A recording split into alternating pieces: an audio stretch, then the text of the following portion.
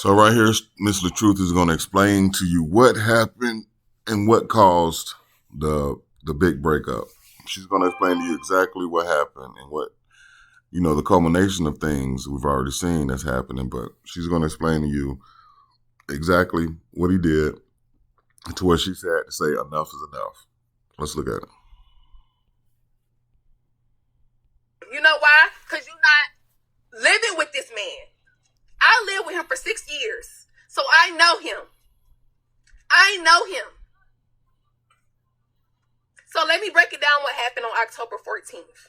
The day I'm going to always remember for the rest of my life. On October 14th, I had just got home and I was on the phone with my niece. I just got in the house. I got off the phone. Here's my husband. Oh, so you're not going to give me no love and affection. You're not going to give me no love and affection. You're not going to give me no love and affection. And for my husband, because he lost his mom at 5 years old, he expect me to be this mother to him, his father to him, because his father won't shit, his grandma, because his grandma wasn't giving him the love. He want me to give him all this love on top of being a mother to my children. Oh, I see the way you raise your kids, and I love the way you love on your kids. So I want that same love. I want that same attention. I want that same affection. Now, here's the thing. I mean, when it comes to a narcissist, a lot of people, when they look at narcissists, they think that all of them have just morphed into this narcissistic behavior because they wanted to.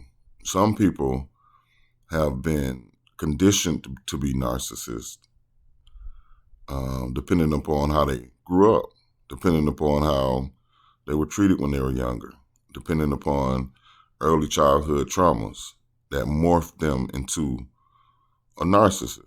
And a lot of narcissists don't even know that they're narcissists until they get some help. And obviously he didn't know. Let's look at it. I can't give you that. I can't give you all of that. I'm sorry that your mom passed away at 5 years old, but I cannot give you a mother's love. I cannot give you a mother's affection. A mother's love and a wife's love is two different things. Now, on October 14th, let me continue my story. He continued to go on about this love and affection.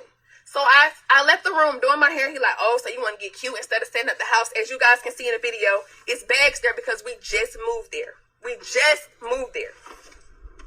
So I'm like, I'm not about to go ahead and finish packing stuff because it's so much stuff. This house is huge. I can wait.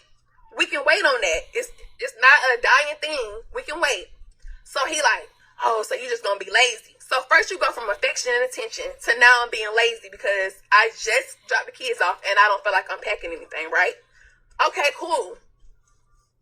Noted. I walk out. I'm not the person that's gonna go back and forth with you. I do not like that. I like walking away and you just keep poking the bear. This is what he's doing before I started. So let me go. So I'm going into the room. I'm quiet. I'm watching Love and Marriage Huntsville, right? So Martell and Melody is on.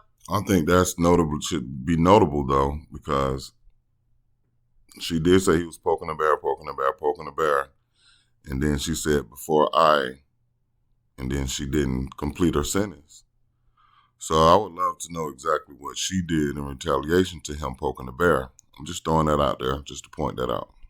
On there, shout out to Melody. Martell is on there and he come out the bathroom and he like,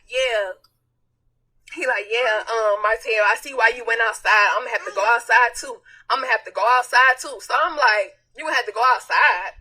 What you mean you had to go outside? He like, yeah, I see why he did what he did. That's my boy, Martell. That's my boy. Okay. First of all, Martell never even addressed you or talked to you. And he like, oh, but Melody do. Melody be all in my DMs talking about stay up, king.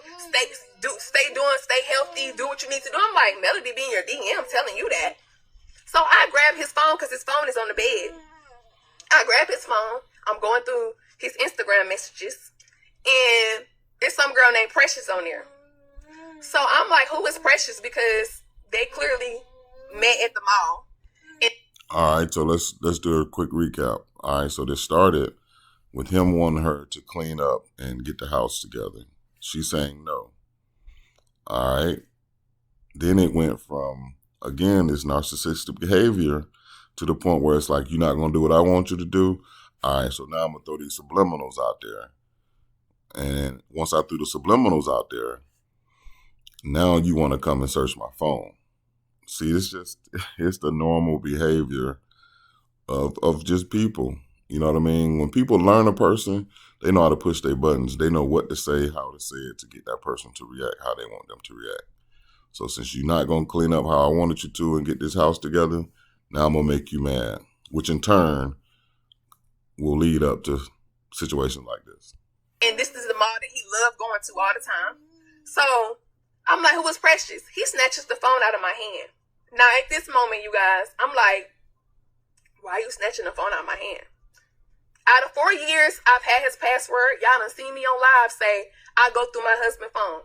That ain't nothing that's a secret. Y'all know this. So when you come outside of the room and you all gangster with it, like, yeah, I'm going to go outside with it. Oh, I see why you did what you did. I'm going to have to go outside too. Okay, now I'm like, let me get your phone so I can see what are you talking about? Let me get your phone. So I grab his phone and then I'm looking through messages. So that's when I said, who is Precious? He snatches the phone from me. Now, I'm like, why are you snatching the phone from me? I grab his laptop next. I'm trying to enter the password, just trying to guess passwords. And he snatched. So, again, you guys are seeing how this is about to lead up to some domestic violence. I mean, you can see the domestic violence brewing, man. You can see it in the air already. From snatching the phones to snatching the laptops. But this all started with, hey, you're being lazy, you need to clean up. And this is where we at. Snatches the computer out of my hand. So he has 2 computers and 2 phones. So I'm like, okay, he put his phone in his pocket. Now I'm trying to get the phone out of his pants pocket. I'm trying to get the phone. We in a tussle. I'm trying to get the phone out of his pocket, right? Okay, so after that, we in like a WWE rap move. I don't even know what to call it, but we on the couch, and he got me so tight. So I'm like pushing his head like this to get off of me. So I'm like, okay, cool. So he finally get up. I grab my pepper spray. And so I went over there and I grabbed the computer. Okay. So I spray the pepper spray because now you still trying to attack me. I'm spraying the pepper spray not even on him. I'm spraying. Okay, so, wow. So she grabbed some pepper spray and she sprayed. I don't know. I don't know what to think about that. This your husband. Y'all talking about, grabbing the phones and grabbing the computers, but you grab some pepper spray and you spray it because you're trying to look through the computer. Now, I'm a little iffy on that right there. I'm a little iffy on that. On the pillow, because now he's trying to swing pillows and hit me with the pillows and push me down on the couch. And I'm like, okay. So I grab this dead computer off the bed. I go to the closet. He picks up this big ass tote. I don't know how long it is, but it's about wide as my car. It's big and long and it's gray. And he picks it up. All right, when she says a tote, she's talking about the totes that you buy like from Walmart and you put all the little miscellaneous stuff in when you're moving. The big long totes that has the top on it. You know what I'm saying? It's just like a storage bin pretty much. And he like, put my fucking computer down now. So I put the computer down and I sit down. Indian style now with my legs crossed. I sit down, I said the computer is down. Next thing I know, he takes this big ass tote and put it on top of me. Boom, slams it right on top of my head with pressure. Boom. And so the first time he raised it back up, I'm trying to get up. I'm trying to get up off the floor, but I'm moving too slow because he's still hitting me. He hit me the second time and I did like this. This is why my hand got hit. So she basically had a broken finger due to that incident. So she had to run to the hospital afterwards and get some medical attention, but yeah. So I did like this to protect my head. He hit me again. Boom. I'm screaming, calling for my dad at this point. So as you can see, this thing went from mental abuse to physical abuse, all in a matter of minutes. I would say minutes. It probably took longer, but from what she's explaining, in all of a matter of minutes, this thing went from you not doing what I want you to do to me mentally playing with your mind and making you react and do something to me, then back to me wanting to get you to stop doing what I initially conditioned your mind to do, because I was telling you that I got all these women in my phone. Man, this is weird, man. Again, this is narcissistic behavior. All for the YouTube. Dad, help me, please. Dad, help me. Call 911. Please call. Dad, please come help me. So when I got up out of that closet, I went and I grabbed my phone. I called 911.